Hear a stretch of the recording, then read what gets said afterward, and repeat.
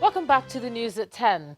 The Independent National Electoral Commission will conduct rerun elections in 28 federal and state constituencies tomorrow in 11 states.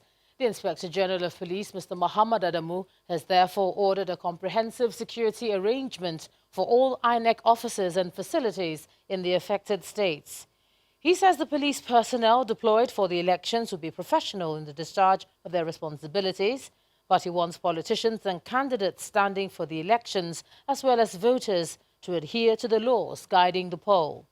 The Independent National Electoral Commission says the rerun will be conducted in a few polling units in 11 states, comprising 1 senatorial district out of 109, 12 federal constituencies out of 360, and 15 state assembly constituencies out of 991.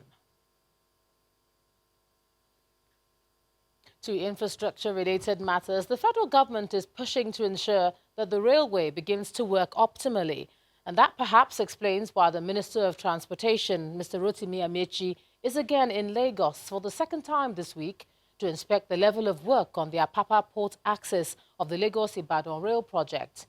Mr. Amaechi, who was accompanied on the tour by the contractor, China Civil Engineering Construction Company, says he's not happy with the pace of work, as he insists that the company must meet set targets. There's remarkable progress from the day we came to today. Just like I asked the journalists, if we saw the number of staff that we saw today on site, we wouldn't have complained. Now, going from here to the seaport, you'll see remarkable improvement, meaning that something was wrong before their chairman came. I'm going now to have another meeting with him, and we'll have a total conversation about how to move forward. Like somebody sent me a text, he said, let's not tell them the date anymore, let's just walk.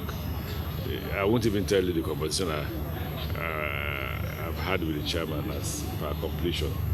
But let's wait and see what will happen when we come on the February 20th. But if you look at, you can see the new stores has almost been completed in 3 to 4 days. That's because the chairman is coming. If they continue with that kind of speed, we expect that we should be able to commence activities on the track. The original time for the contract to have expired is April, right? In fact, May, not April. Now, they made an argument which you can't also fault. The argument they made is that, listen, additional works. Each additional work we gave them is 6 months. So if you add the 6 months to the time, you are talking about next year. You get the point. So instead of looking at law, look more of practicality and compare them to speed up. So by the time we met yesterday, I realized that it's not important that I talk about the law, because it was okay, sir, we'll complete in May. But what about additional work on the station? What about additional work on the track? What about additional work on everything? Flyovers and all that. The underpasses and all that.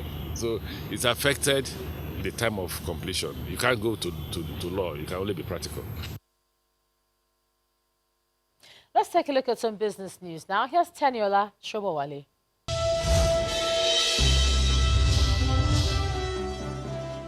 Thanks, Ijoma. Welcome to Business News. The federal government has been asked to caution the rate at which all the proceeds from the federal allocation are being shared across all tiers of government. The governor of the central bank, Mr. Godwin Emefiele, made this known today at the end of the Monetary Policy Committee's first meeting for the year in Abuja. While commending the recent signing of the finance bill into law by President Muhammadu Buhari, the MPC also raised concerns about Nigeria's rising debt profile and called for the creation of buffers to avert economic downturn. The committee applauded the government for the recent signing of the 2020 finance bill, which opens a new vista of opportunities in public financial management. The MPC, however, cautioned that public debt was rising faster than both domestic and external revenue, noting the need to tread cautiously in interpreting the debt to GDP ratio. Committee also noted the rising burden of debt services and urged the fiscal authorities to strongly consider building buffers by not sharing all proceeds from the Federation account at the monthly FAC meetings to avert a macroeconomic downturn in the event of an oil price shock.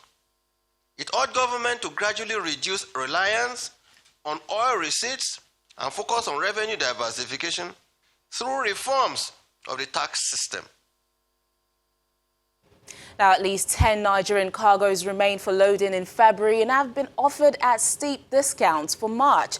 That's according to the latest crude loading program released today.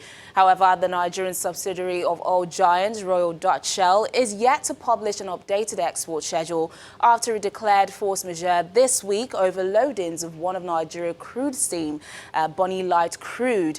The company says its decision, which was made due to circumstances beyond its control, was prompted by Ateo Eastern Exploration and Production Company Limited following a fire outbreak on the 100 kilometers long Nembe Creek trunk line.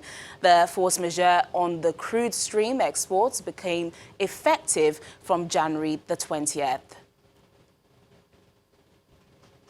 Strong gains from the industrial goods sector of the NSE raised the stock market's main index higher, despite some profit taken on three Tier 1 banking sector and high-value consumer goods components. Layo Adegoke has the details.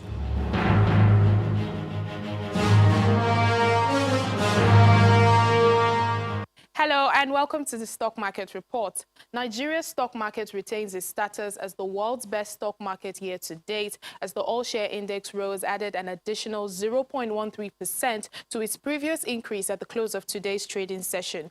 The gain is largely attributed to extended bargain hunting for the shares of Dangote Cement, Seplat and Lafarge, while some mid-cap banking and consumer goods equities added support to the 19 billion naira increase in equities capitalization. On the other hand, the price table recorded a negative margin of 16 gainers, led by 10% increase on the share price of NEM Insurance, against 18 losers, led by 9.77% loss from Unilever. Meanwhile, overall turnover of shares traded for the day was lower by 12.37 million units compared to Thursday's session at 184.55 million, mostly driven by the shares of GT Bank. Well, that's it on the Stock Market Reports. I'm Layo Adegoke. And that's it on Business News tonight. Thank you so much for watching. I'm Teniola Shobowale. Back to you, Ijeoma. Banking so easy, so simple. Dial *894# now to experience it. You first, First Bank. Thanks a lot, Teniola. The access to quality and affordable healthcare services is just one of the many offerings of Shell Nigeria Exploration and Production Company and the Nigerian National Petroleum Corporation. The companies, in partnership with the Lagos State Government, have donated medical emergency response equipment to the General Hospital.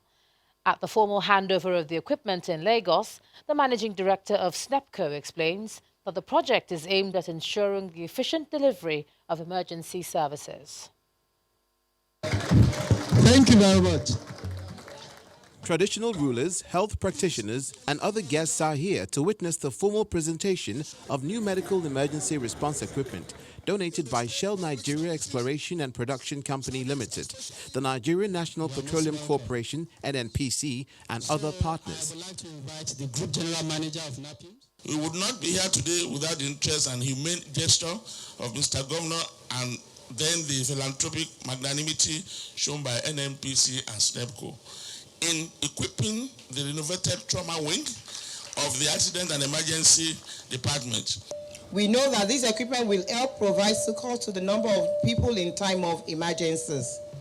We would specifically want to thank the Lagos State Governor and the General Hospital Lagos for embracing and supporting our vision of providing a better healthcare system in Nigeria. The gesture is acknowledged by the Commissioner of Health, Lagos State, Professor Akin Abayomi, who is representing the State Governor, Governor Babajide Sanwo-Olu, at the occasion.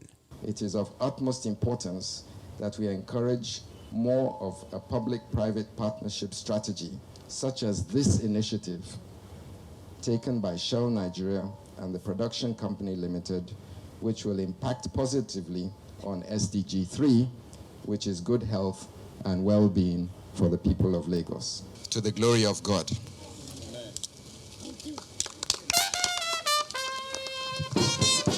The The equipment is formally handed over and a quick tour of the newly equipped facility follows.